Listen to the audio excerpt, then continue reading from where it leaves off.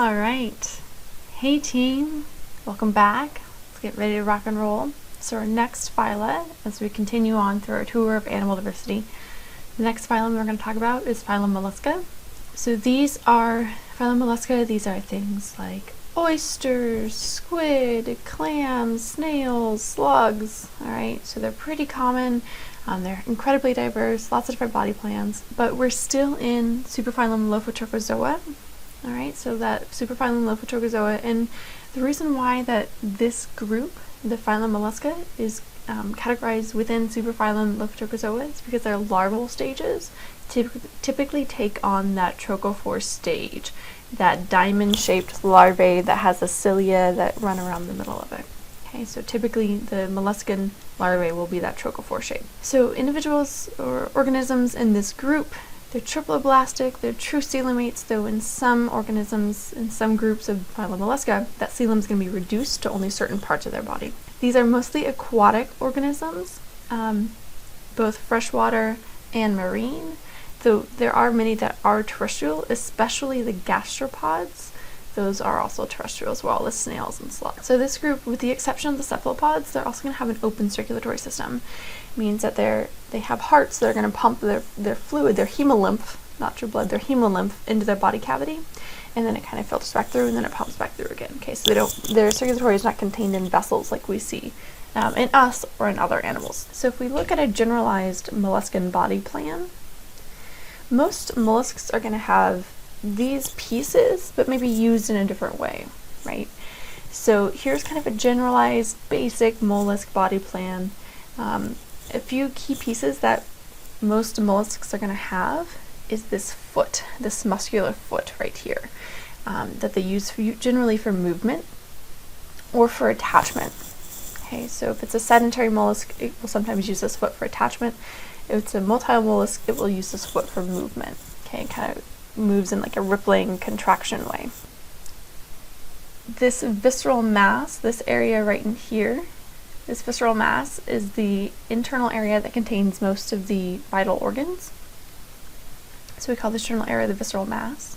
Okay. Generally draped over the visceral mass is this layer called the mantle, which is here in blue. This layer is what secretes the shell. So if it's a mollusk that has a shell, then the mantle will be secreting that material to make that shell. Okay. Sometimes there'll be an extra mantle cavity which will contain the gills, if that mollusk is using gills for respiration. Most mollusks, but not all, are going to have a radula as well. So the typical feeding organ for a mollusk is the radula, and it's these blades right here. So it's kind of like a rasping tongue, so they can extend it out, and it has tiny microscopic blades on it, kind of like a tiny little microscopic chainsaw, if you will.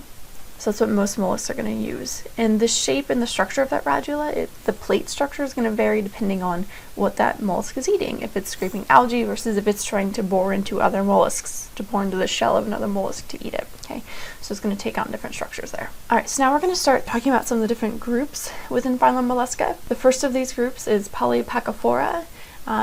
These are mollusks. They are not segmented, though they do have typically an 8-part shell that looks like they're segmented, but it's not true segmentation. These are mollusks that use their foot to cling to the rocks and intertidal zones.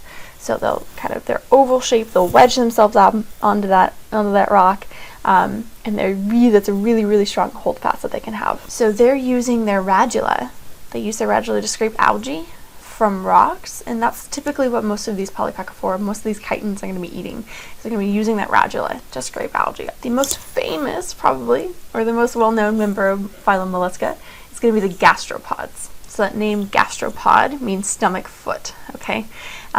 So these gastropods, slugs, snails, sea slugs, both terrestrial, marine, and freshwater, these comprise about 75% of all the molluscan species are going to be gastropods.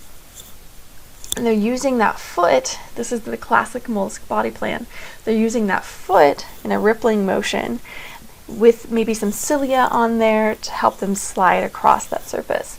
And a lot of them will also secrete some sort of mucus as well, especially if they're terrestrial, to help decrease the friction of moving across that surface. Many of this group are herbivorous. Some are also detritivores, so they're eating dead organic material sometimes. But there are some also that have specialized radula for eating other organisms, for being carnivorous. There's some that have specialized radula that let them drill into the shells of other gastropods and then basically suck out the guts, suck out that visceral mass and eat it. Okay, so they have a wide variety of lifestyles, and typically if they're going to be without a shell, like the sea slug, or like slugs that we see in terrestrial environments as well, if they're without a shell, that's typically because they have some sort of other defensive mechanism, like they're going to be poisonous or toxic in some way.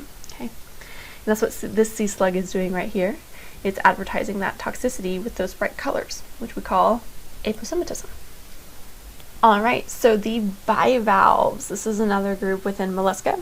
These are the ones that we're typically eating. These are the common food mollusks. These include the clams, oyster, mussels, and scallops. These are all going to be aquatic. These are mollusks that have the two-part shell that's hinged, okay? And they're typically sedentary. Some of them may have some rudimentary movements. They can sometimes use their foot to kind of anchor themselves, to bounce themselves around. But for the most part, they're going to be sedentary suspension feeders.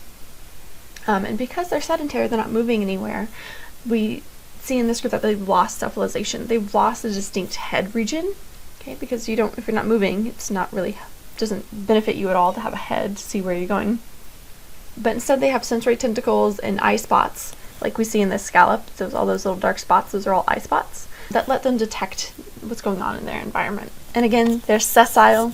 They are going to be suspension feeders, so they're using their gills. They're pumping water across their gills for both gas exchange as well as to feed, filtering out any sort of plankton or anything that they might be able to catch. These are also the group that are typically used to produce pearls as well. So not all members of the bivalves can produce pearls. It's usually going to be oysters, some mussels. Basically what a pearl is some sort of irritant, usually a grain of sand or something, enters into the system, and then they cover that irritant with the same material that they make their shell out of. And it creates a nice little ball or some other sort of globe-like structure that we can then pull out of them and use for pearls. Okay, but many of the pearl-producing species are endangered in their native habitats because they've been overexploited to produce pearls. Alright, so we talked about the stomach foot. This other group is going to be the head foot.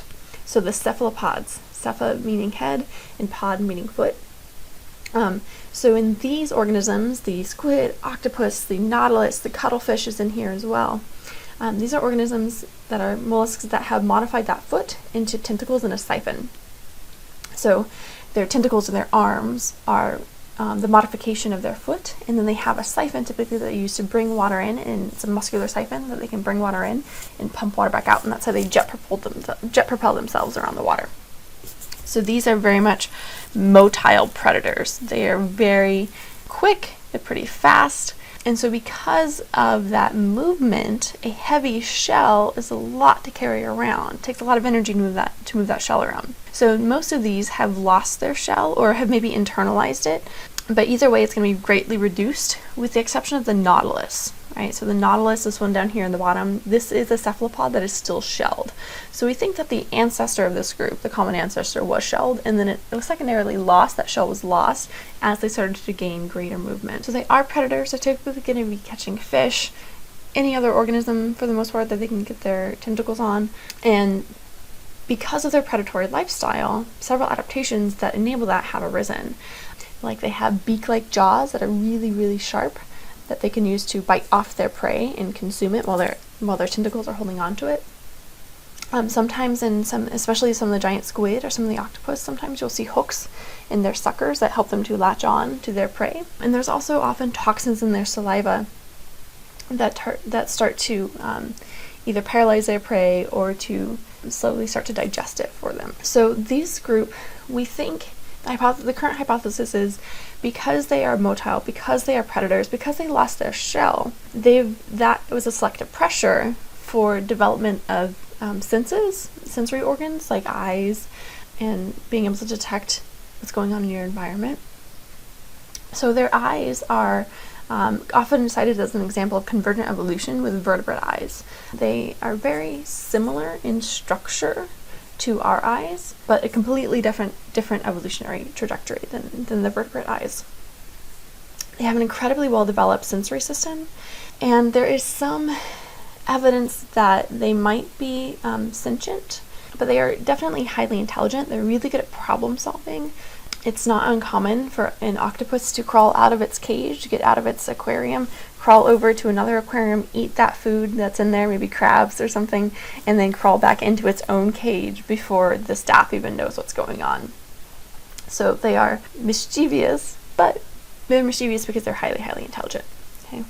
And they have this ability to not only secrete ink as a defensive mechanism, but they can also alter their coloration. Most of these can. And even though, especially in the cuttlefish, they do not see their eyes, their actual eyes do not detect color, they have other sensory organs around their body called chromatophores. These are cells that can detect color, or can detect wavelength of light, that can help them determine which colors to match in. So even though their eyes might not be seeing in color, the rest of their body can, and so they can still match their environment pretty well. Alright, so that is the mollusks. So we talked about the 4 groups, the polypachyphora, the gastropods, the bivalves, and then this last group, the cephalopods. Okay, alright, good job.